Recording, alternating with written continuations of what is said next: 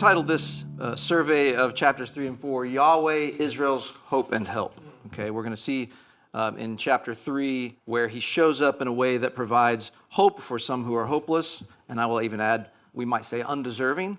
And then in chapter 4, we see multiple accounts of him showing up where there's help that is desperately needed. We're anchoring our teaching with this quote from John Stott: history is not a random series of meaningless events. It is rather a succession of periods and happenings which are under the sovereign rule of God, who is the God of history. And it's so helpful as we read through these kinds of accounts to remember that behind it all, God is accomplishing a purpose and that he's sovereign. So I'm going to leave an outline up as we do a flyover of the text. And this is just to sort of help us understand how the sections break up as far as the narrative goes. But what we call, if you remember what we call chapter 2 of 2 Kings, left off with Elisha sort of brutally dealing with some mean-spirited youth who made fun of him for being bald, and I regret not getting to teach that text. But it's I think it's a cautionary tale that's worth remembering. And then in chapter 3, we begin with this continuation of the narrative of the kings of Israel and Judah that we last saw in chapter 1. And once again, we're told that Jehoshaphat is the king of Judah, and Jehoram has replaced his brother Ahaziah as king of Israel. And we're told that, big surprise here, he, Jehoram, did what was evil in the sight of the Lord. But he wasn't quite as bad as Ahab and Jezebel points out. So, is that good news? we see a recognition of degrees of evil here, but we're told, we see this word, nevertheless, Jehoram still clung to the sin of Jeroboam. He did not depart from it. And of course, what we see over and over in the Word of God is a total claim on righteousness, that expectation of a total claim on righteousness. And so when we see something short of that, we see a description of it. And then we're told again that Moab, whose king Mesha had been kind of a vassal of Ahab, had rebelled against Jehoram. So chapter 1 opens with that, and then they go into this narrative about how Jehoram becomes king. And then now we're back to this narrative of Mesha, king of Moab, has rebelled. So that sets the stage. This is a problem to solve for the king of Israel. And the roots of this are really, we can see them in David's reign. For instance, in 2 Samuel, we can see David had the opportunity to wipe out the Moabites completely. He ended up sparing a third of them, and he makes them servants. He goes through this process where he uses this length of cord and kills or spares every third one, probably members of the army. And so now this is kind of coming back to bite Israel, because there is this force that is resisting the authority of Jehoram. So Jehoram rallies Israel. He forms a coalition that includes Judah and Edom, and they march out to do battle with Moab. And they're taking this circuitous southern route, because they're going to come up into Moab from the south. And so they're going through this wilderness. And after 7 days of marching through the wilderness, they find themselves out of water. For the army, for the animals, this would have required a lot, right? You've got essentially three forces who have joined up together, lots of logistics here, and they're out of water. So it's a little bit of a disaster. And Jehoram chalks it up to God's sovereignty, right? He says, this is in verse 10, he says, "Alas, the Lord has called these three kings to give them into the hand of Moab." Okay, and there's no mention before this of God calling this into action. He hasn't called Jehoram to do this. He hasn't called the coalition as far as what we see. But he's attributing this to the Lord suddenly. Nothing to lead us to believe that that's true. And so we don't even really see that Jehoram was interested up to this point in a word from the Lord. We just see that when disaster strikes, he says, this is because God has willed it. So Jehoshaphat suggests this idea of actually inquiring of the Lord through one of his prophets. So this is Jehoshaphat, the southern king, and he's inquiring about this prophet to the northern kingdom. He's asking about Elisha, essentially. And so one of Jehoram's servants says, Elisha's here. I thought it was interesting. Jehoram doesn't know. So Elisha's with them on this campaign for some reason, right? And Jehoram, the king who put the coalition together, doesn't even seem to realize this. And one of his servants comes forward and says, actually, Elisha's with us, right? And we don't know why Elisha's with the coalition, but Jehoshaphat knows who he is, even though he's king of Judah. And he says, the word of the Lord is with him. So he's kind of endorsing that, yeah, this is somebody we could check with if we want to hear from the Lord. So the three kings go to him, and immediately, without really any decorum at all, Elisha just says, what have I got to do with you? What business do we have together, right? It's almost like he's saying, hey, there's no we here, right? There's you and there's me. There's no we. And he basically says, if you got a problem, why don't you seek a word from the gods of the prophets of Baal, of your parents? He's basically saying, you've got this old way of doing things. I've seen this, your track record. So why didn't you ask Yahweh about this before you set out? Now you want to hear from him? So why don't you just consult with the prophets of your parents? See what Baal has to say. But eventually, we go through this process. Eventually, what Elisha tells Jehoram is, it is only because of Jehoshaphat that he's even going to bother with Jehoram, right? He's basically saying, I wouldn't even talk to you if it wasn't for Jehoshaphat. And so what's going on here? I think it's worth pausing and asking ourselves about this. He's basically saying, you don't deserve the time for me to put into this, but I'm going to do it because of someone else. And there's a great Dale Ralph Davis quote here. If you receive any benefit from God, it is because you stand next to the Davidic king, Jesus, the descendant of David and Jehoshaphat. So Jehoshaphat's part of the Davidic line, right? You are in exactly the same position as Jehoram. So we shouldn't get too self-righteous there as we look at Jehoram's position. You don't deserve heaven's crumbs, but receive massive mercies only because Jesus, the Davidic king, stands beside you.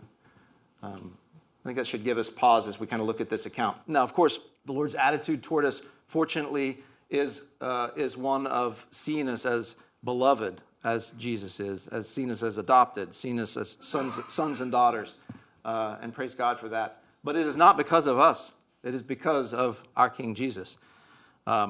So worth noting there. And so Elisha basically says, I want to hear some music, get some music going.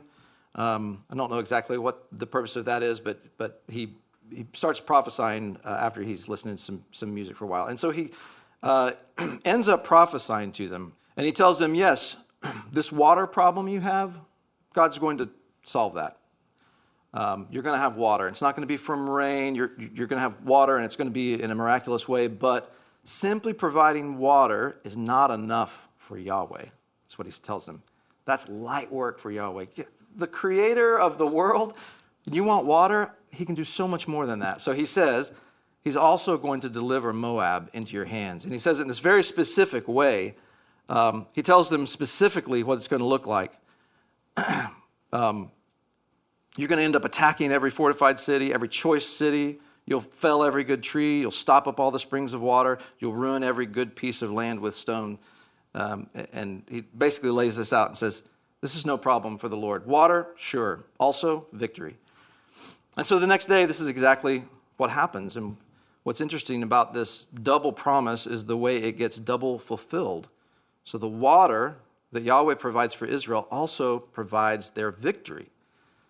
The Moabites end up seeing this water, and they think it's blood, and they charge in for what they think is going to be this easy plunder because they assume that the kings have fought amongst themselves and have basically destroyed themselves. And so the coalition is able to defeat Moab until the Moabite king it sort of does this strange thing. It's this pagan appeasement that we see. He sacrifices his son. So this is the crown prince of Moab, and he sacrifices his son on the wall, and we see Israel withdraw from that. And I'm not quite sure what to make of how that text is worded, other than the fact that we see this happens, and Israel pulls away. And I think that it is because this is such a horrible thing, and they know it's a horrible thing, and they say, we've got to be gone now when they see what's happened here. But so they essentially leave the Moabites in what is defeat. and they withdraw. And so that ends the narrative of this campaign against Moab. So one point that I want to make as we come out of chapter 3 and into 4 is, this is the first of 2 points. God is not only omnipotent. So we don't just see his power here. He's also generous, right? This was a generous thing for him to provide this victory. He could have easily just said, yes, I'll take care of the water problem. But then he says instead, I want to do something sort of lavish here. I want to give you this double promise, this double fulfillment, this means of sustaining you and this means of giving you victory. And I think that's just what we should expect from God. I think that is how God is. It is we ask for one thing and we can get so much more because of his generosity. So then we move into chapter 4 here. Now this is broken up into a few different accounts. We're really seeing Elisha begin his ministry here. And so we're going to see this in a few different bites. It doesn't really give us a whole lot of details as far as what happened between chapter 3 and here. But we know that Elisha's ministry is starting to get into full swing here. And so it's interesting. The next few accounts are going to feel a little bit like chapters 4 and 5 of Mark's gospel, as we start to see miracle after miracle from Jesus, right? His ministry is picking up steam, and people are, he's getting a reputation, so to speak. And so we see a widow of one of the sons of the prophets comes to Elisha in desperation. Her children are about to be taken into slavery by a creditor. She has lost her husband, who was faithful to Yahweh, and she's now at risk of losing her children. So she's doubly desperate, we could say. But it's a faithful, believing kind of desperation that she has, because she knows that she has access to help from Yahweh through Elisha. And it's an obedient desperation. We see pretty clearly she's willing to do whatever Elisha tells her to do. She comes to him. She says, this is my situation. There's almost a kind of privilege that she's calling there. She says, this is my situation. You know my husband was faithful. You know that we are Yahweh-fearing people. And so I'm coming to you because I know that you're a man of the Lord. And, she doesn't ask questions. Elisha has this prescriptive solution for her and wants to help. He clearly wants to help. He says, what shall I do for you? This is in verse 2. He says, what shall I do for you? Almost like he's saying, what can I do for you? Tell me, what have you in the house? She says, your servant has nothing in the house except a jar of oil. So she's just laying out what she's got there. She's saying, this is what I have, and I'm giving that to you. I don't know what else to do. She doesn't say, I've got a jar of oil. Maybe there's something we could do with that, right? She doesn't say that. She says, this is all I've got, period. And so he gives her these instructions, this process of borrowing vessels from her neighbors, and then they begin to fill. He actually tells her, go inside, shut the door when you do this. There's a I don't want to say a secrecy, but there's definitely this prescription of, hey, this isn't going to be out there for everyone to see. You're going to do this in your home with your door shut. And she obeys. And she ends up getting this miracle of the oil and the vessels, and she has more than enough, right? It says at the end, once the oil stopped flowing, she came and told the man of God, he said, go, sell the oil, pay your debts, right? So that solves the problem that she came to him originally, and you and your sons can live on the rest. So she has more than she needs, more than she asks for at this point. It's actually a sustaining kind of help. It's not just an emergency solution. I love that. It feels a lot like the loaves and fishes, right? Hey, we're not only going to have what we need for this moment, there's leftovers. Again, God is generous. God is being lavish. He's showing there's no limit here. Your need is not a limit. And I can't help but think that this had to have been a faith-building experience for this widow. Another Del Ralph Davis quote here: when Yahweh provides, whether, I think I've got an extra or there, sorry. Whether amazingly or routinely, he frequently designs not merely to supply your need, but to build your faith and spark your obedience in the process, right? And you know what? Sometimes what we get is exactly what we need, and sometimes it's just enough. I've heard so many people, and have experienced this in my life as well. Wow, we needed this, and this is what we got, and it was perfect. And God meets needs perfectly. And sometimes he meets needs in ways that are more than enough, more than we need, more than we asked for. And that's certainly the case here. And so then we move to Elisha and this account of the Shunammite woman. There's this neat story of her taking care of Elisha as he comes through her area there. They end up building this little room under their house where he knows he can stay. They feed him. So she is, in a way, she's investing in his ministry. And this is someone who has some status. There's perhaps some wealth there. And she's providing for Elisha. And Elisha wants to do something for her. And so initially she says, I don't need anything. And then eventually she says, I've never had a child and I want a child. And so Elisha promises her a son. She does end up with one a year later. Feels a little bit like Genesis 18 with Sarah, right? She's older, doesn't believe she can have a child, and he promises her she's going to, and then she does. Unfortunately, the son dies. I'm not sure if it's an accident or what exactly happens, but he dies, and his mother immediately goes to seek Elisha. So she's gotten this gift from the Lord, and now this gift has been taken. And so she goes to seek Elisha, because essentially that's where the source of the gift was, and so there's a confidence there. She has faith that he's going to do something about it, right? She has faith that through the Lord he's going to do something about it. And indeed, Elisha, through the power of God, brings the boy back to life. And I can just imagine Israelites hearing about this, that the God of Israel has the power to raise the dead, right? This is resurrection power that we're seeing in 2 Kings. And it's just such a little glimpse of what he can do, what he will do through his promised son for his people, right? So we have this narrative of bringing a son back to life right here in 2 Kings. And so we end that narrative with him basically telling her, pick up your son. And she falls at his feet, she bows, she picks up her son, and she goes out.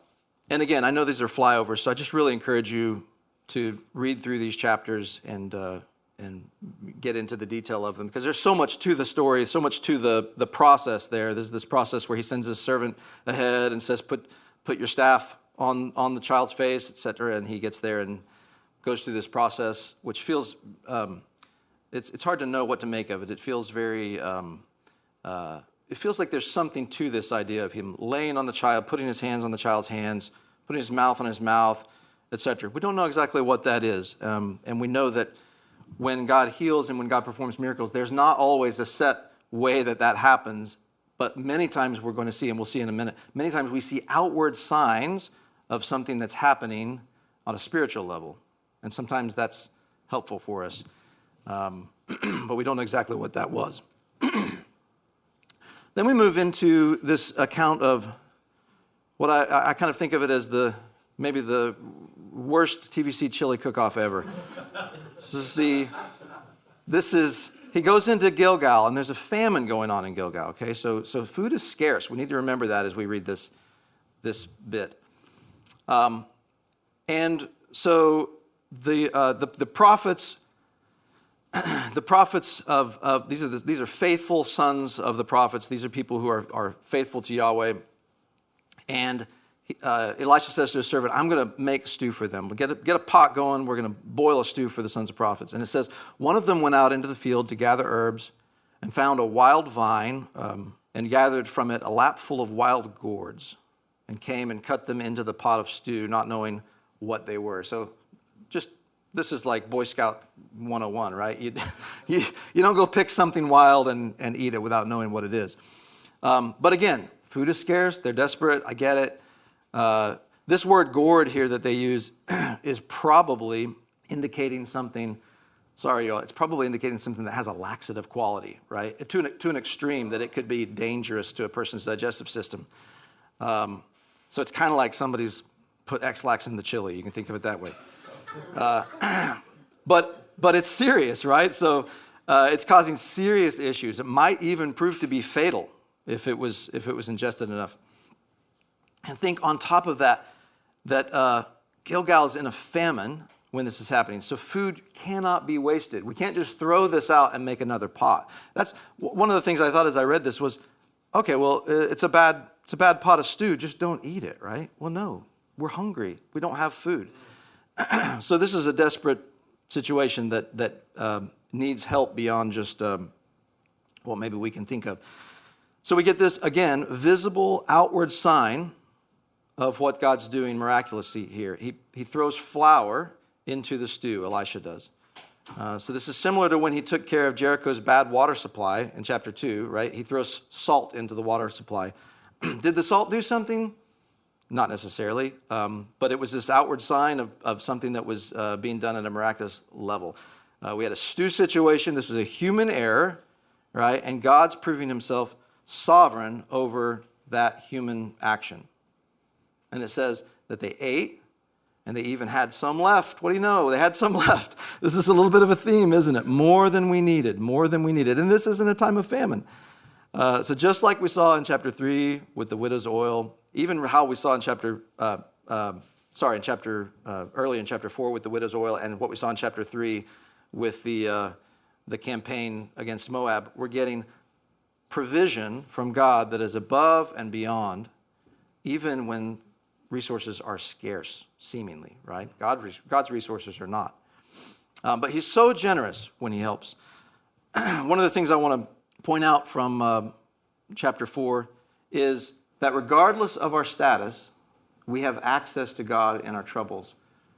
If you notice, the widow did not have status. The widow was a nobody. The Shunammite woman seemingly did have status. Both of them had the same access to the Lord whenever they had trouble. The sons of the prophets, who in this time of famine have basically nothing, they're faithful, they have access to God in trouble. Even going back to Jehoram in chapter 3, he doesn't deserve it. He doesn't deserve it. But because he is with Jehoshaphat, he has access to the Lord in trouble. And that is because of the generosity of God. That is not because of anything we do or any merit on our own or any desert on our part.